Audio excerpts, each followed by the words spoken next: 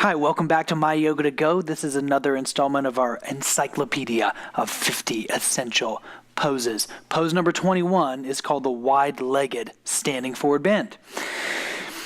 You need a sticky mat for this one because if you're on a slippy surface, your legs will just go way too far out, almost like a deer on ice. So very important to have a surface where you can maintain the purchase of your feet. When you walk your feet out wide, it's the same as the other standing poses. You take your arms out and you want to eyeball that your ankles are more or less underneath your wrists. Having established that, look down at your feet and verify that all 10 of your toes are aimed straight forward. So many of us will have one foot turning out, the other one turning in. You want to have an even foundation through your feet. So once you got those two things in place, put your hands right on your hips.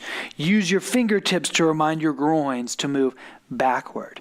Whenever you're going forward, you want to move another part of your body backward. So the groins go back as you spill your pelvis forward. And for most people, even folks who consider themselves to be really stiff, most people can usually touch their fingertips to the ground in the forward bend.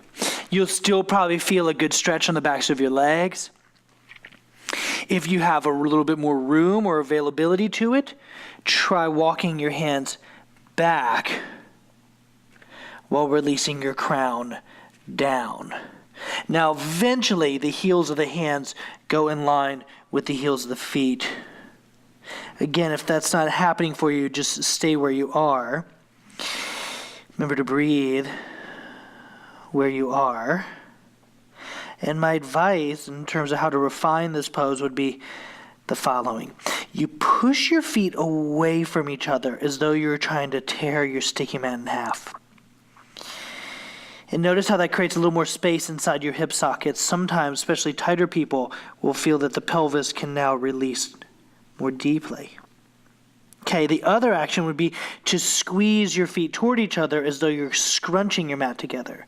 Now that's really helpful for overly flexible people who need more strength. If you squeeze your feet toward each other, you'll feel steady in your legs, and oftentimes for those flexible types, that will help their back to let go more. What I find, instead of putting myself in either one of those categories, is I like to press the feet away from each other as though I'm tearing the mat. Squeeze my feet toward each other as though I'm scrunching the mat. And I go back and forth between those two vibrations to feel both an ease and a steadiness. And that vibration of the legs tends to create more release through my back. Now, you don't have to keep doing it over and over and over. Once you find length and freedom inside, just breathe at your final stage of it. Active legs, passive mind. Release by walking your hands forward. You come back to that same flat back. And then it's usually easiest if you heel toe your feet closer together first before coming all the way up.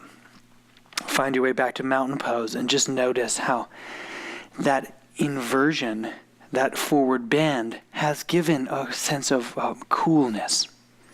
It's a cool quietness to your brain. What a wonderful pose. Thanks for practicing with us. See you on the next one.